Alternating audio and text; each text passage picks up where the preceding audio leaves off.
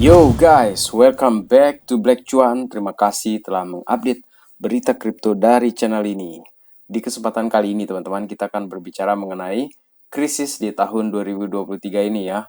Sementara kita ketahui sudah ada dua bank besar di Amerika yang menyebabkan turmoil ya, atau turbulensi di pasar kripto teman-teman, yang menyebabkan Bitcoin ini bahkan sempat sampai di 19 ribuan ya teman-teman. Dan akhirnya pada malam ini ketika saya record ini ya, ini sudah berada di sekitar 21.000 teman-teman. So, masih dalam zona merah menurut saya di sini, tetapi this is good lah untuk Bitcoin. Dan kembali lagi ya, kali ini kita memang akan berbicara bagaimana kita memanfaatkan krisis di 2023 ini untuk menjadi kaya dari kripto ataupun dari Bitcoin yang terutama di sini teman-teman ya. Tetapi sebelum kita berbicara mengarah kepada bagaimana menjadi kaya dari kripto, dari Bitcoin di 2023 ini teman-teman, izinkan saya untuk menjabarkan beberapa data, beberapa berita ya, yang menjadi poin-poin yang secara terpisah, kemudian kita satukan ke dia, supaya dia menjadi semacam gambaran besar bagaimana kita melihat peluang-peluang yang bisa kita dapatkan atau bisa kita manfaatkan dari kejadian krisis di 2023 ini teman-teman. Dan yang pertama di sini saya ingin berbicara ini dari Kim.com ya.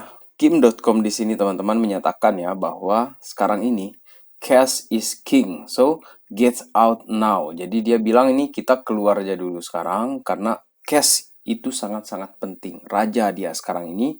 Alasannya sih menurut saya simple ya. Karena ketika terjadi bank run atau bankruptcy ya di bank tersebut, kita tidak bisa ambil uang kita. Kemudian deposit itu bisa saja di lock teman-teman, dan withdrawal limits. Jadi ada pembatasan penarikan. Dan itu juga yang dia balas ketika ada seseorang mengatakan seperti ini. Itu bukan nasihat yang bagus, katanya dia ya. Tetapi si Kim.com di sini menyatakan teman-teman bahwa kejadian di 2008 itu orang-orang itu dikasih limit hanya $200 per hari teman-teman. Dan itulah kenapa dia menyatakan bahwa cash is king sekarang ini. Dan apa yang terjadi pada SVB Bank ya, Silicon Valley Bank ini, mereka menjual stoknya mereka itu sebesar $3,6 juta yang dilakukan oleh CEO dari bank tersebut teman-teman, dan itu dilakukan sebelum bank tersebut menyatakan gagal atau failures atau bangkrut lah, kita bilang seperti itu teman-teman ya. Ya meskipun ya ini tidak melanggar aturan, tetapi secara etika moral lah seperti itu ya, karena yang ditinggalkan itu adalah nasabah-nasabah yang kesusahan untuk mendapatkan uangnya kembali teman-teman. Oleh karena kejadian ini, Bill Ackman di sini ya menyatakan ya, calls for government to bail out Silicon Valley Bank to protect depositor. Jadi untuk melindungi para nasabah di sini, Bill Ackman ini menyatakan bahwa ayolah pemerintah ini lindungilah para nasabah dengan cara membail out Silicon Valley Bank. Oke, mungkin Bill Ackman juga punya dana yang cukup banyak ya di sana teman-teman ya. Dan memang jika di bailout ya, SVB ini dia kemungkinan akan kembali beroperasi ya.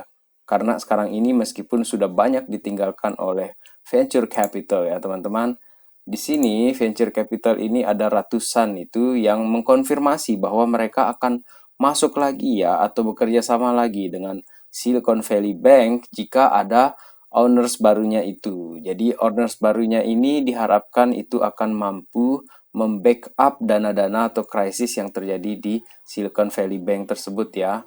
Kemudian sekarang ini yang tidak bisa kita tinggalkan begitu saja atau kita hiraukan begitu saja ya. Ini ada salah satu postingan yang menarik sekali ini dari Daily Hold teman-teman.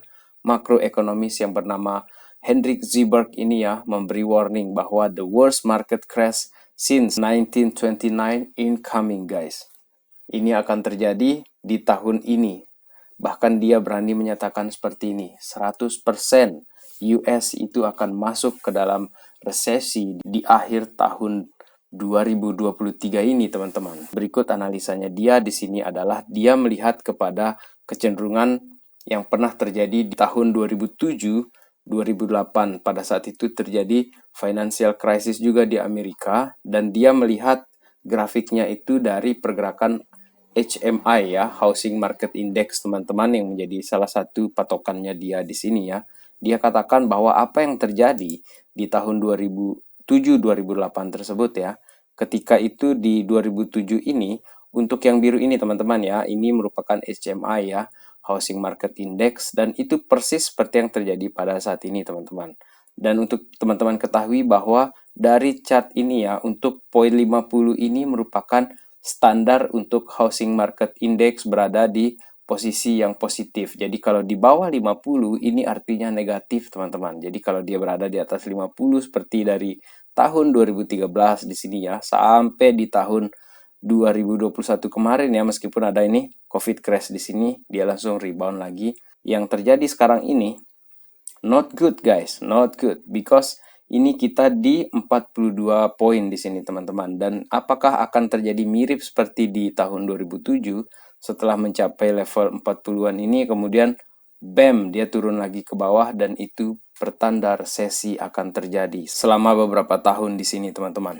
Dan sebagai informasi inti dari Hendrik Zeberg di sini ya mengenai SFB atau SVB Bank ya, Silicon Valley Bank itu adalah dia merupakan katalis bahwa Jerome Powell itu akan menghentikan kebijakan ekonomi atau kebijakan moneternya dia yang tegang ya, yang ketat tersebut untuk menyelamatkan SVB ini teman-teman. Karena banyak sekali venture capital yang akan dirugikan akibat SVB ini. Perusahaan-perusahaan tersebut bahkan terancam tidak bisa membayarkan gaji karyawannya di bulan ini, bulan depan ini juga teman-teman.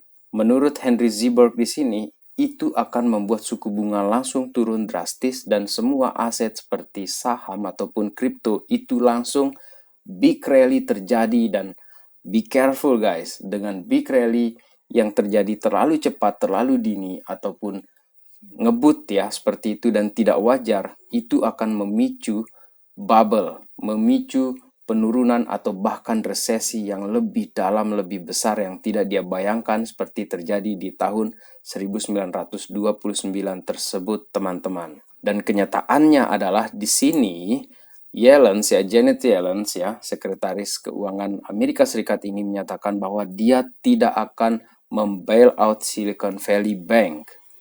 So, teka-tekinya terjawab sekarang ini bahwa Bill Ackman, Hendrik Zeberg dengan pernyataannya seperti itu dimentahkan oleh perkataan si Janet Yellen di sini teman-teman. Dan katanya dia di sini akan mencoba untuk membantu nasabah dalam kerugiannya dia dengan Silicon Valley Bank. Tetapi dia akan membantunya ini melalui The Federal Deposit Insurance Corporation atau FDIC ya teman-teman. Hanya sebatas $250.000. Tetapi bagaimana dengan perusahaan atau orang-orang kaya yang punya uang jutaan dolar atau miliaran dolar di Silicon Valley Bank tersebut? Apa yang akan mereka lakukan? Gigit jari? Nggak mungkin kan? Maka menurut saya, entah di belakang layar atau seperti apa, dan memang belum ada detail kejadian ini, mereka akan membantu depositors ya dari Silicon Valley Bank itu seperti apa. Menurut saya teman-teman ya, jika Amerika ini lepas tangan dari kejadian ini, membuat perusahaan-perusahaan teknologi yang berinvestasi ataupun punya dana ya di Silicon Valley Bank itu akan menyebabkan katastrofik ekonomi yang luar biasa terjadi di tahun 2023 ini.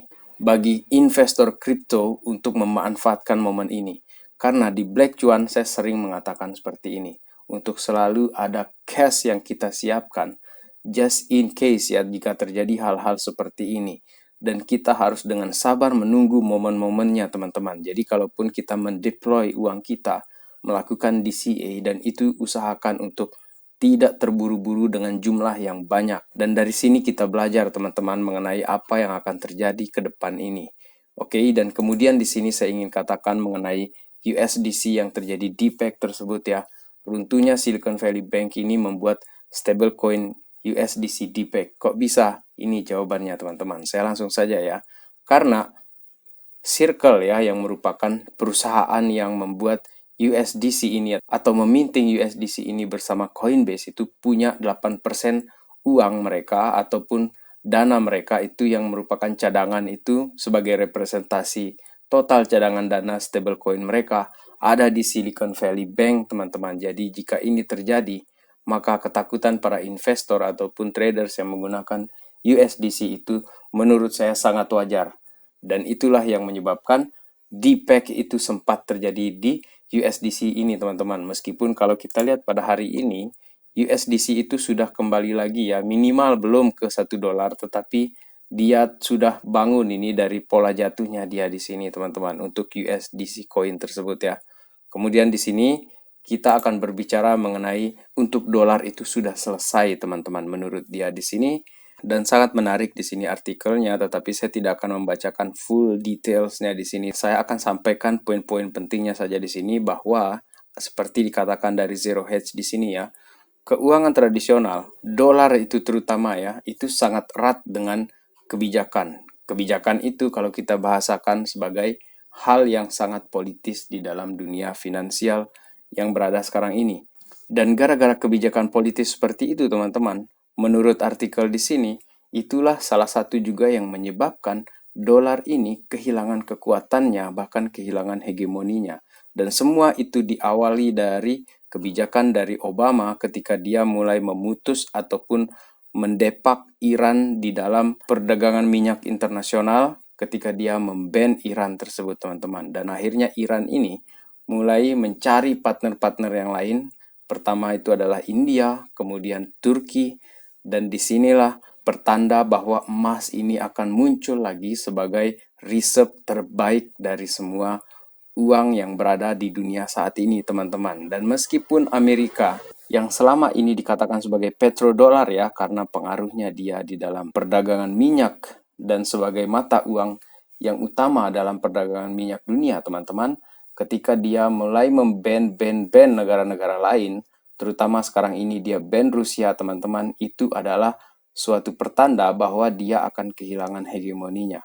Jadi secara umum di sini yang ingin saya katakan bahwa dolar ini sudah mulai pudar sekarang ini, gara-gara sekarang ini negara-negara lainnya itu banyak mengakumulasi emas untuk reserve-nya mereka. Dan Turki yang meskipun kita lihat mata uangnya itu turun jauh sekali ya, di masa depan itu sepertinya dia akan menjadi salah satu negara kuat lagi karena pasokan emasnya itu banyak teman-teman. Jadi banyak negara lain sekarang itu meniru Turki, dan salah satunya sudah dilakukan juga oleh Cina dan Rusia teman-teman. Mereka sudah kumpulkan ini banyak emas, dan memang hal ini tidak akan terjadi dalam semalam ya.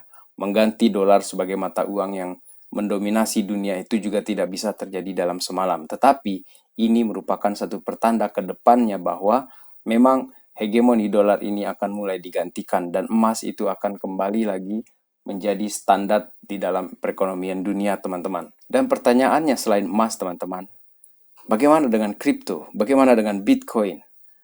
Dan inilah yang akan kita bahas di sini. Manfaatnya adalah ketika stablecoin ini krisis, itu merupakan berkah yang tersembunyi bagi Bitcoin. Kok bisa?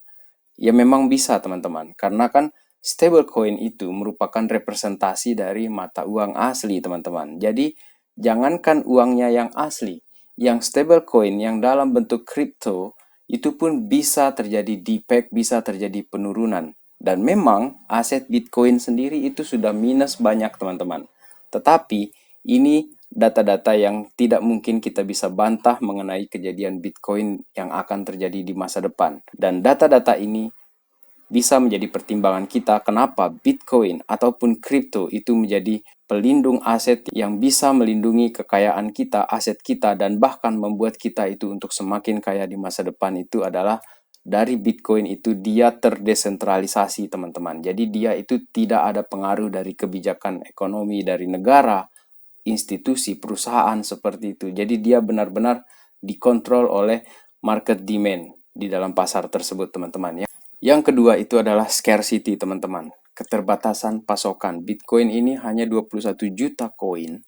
Dan ini kita tidak hitung dengan Bitcoin yang meninggal ataupun yang masih terkunci di Mt. Gox itu teman-teman ya. Sekarang ini ada di pasaran itu 18,7 juta Bitcoin yang telah beredar teman-teman. Dan Bitcoin ini baru akan selesai ditambang di sekitar tahun 2140-an teman-teman. Jadi dia tidak bisa dicetak oleh bank sentral. Kemudian transparansi dari Bitcoin ini kita jangan sepelekan teman-teman. Hanya dia yang menyediakan jaringan di blockchain publik yang dapat diakses oleh siapa saja. Siapa saja bisa akses teman-teman. Tidak seperti bank. Untuk bisa melihat transaksi yang terjadi di bank, nggak mungkin menurut saya. Selalu ada yang mereka selip-selipkan, bahkan mereka sembunyikan. Tidak bisa teman-teman, tidak bisa seperti itu. Itulah sifat dari centralized. Kemudian Yang terakhir adalah dia aman dan tahan terhadap inflasi.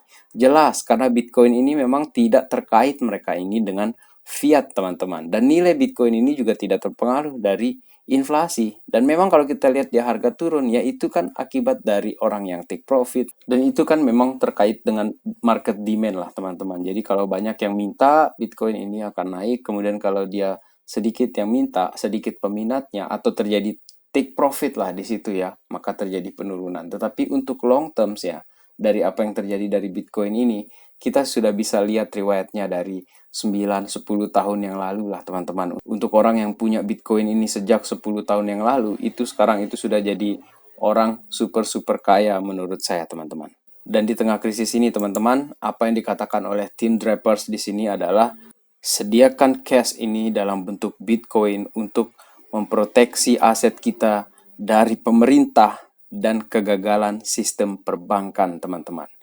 Balik lagi, semua ini adalah pilihan kita masing-masing. Apa yang disampaikan oleh Black Chuan di sini merupakan referensi untuk kita melihat masa depan ataupun membayangkan apa yang akan terjadi dalam waktu-waktu dekat ini ya, teman-teman. Dan ini bukan financial advice, guys. Jadi gunakan ini hanya sebagai referensi saja. Ini adalah sharing opini dari Black Chuan, teman-teman, dan semoga ini membantu untuk teman-teman Black Chuan semuanya ya. Baik, terima kasih telah menonton video kali ini. Sampai jumpa lagi di update yang berikutnya. Salam Black Chuan. Peace, my friend.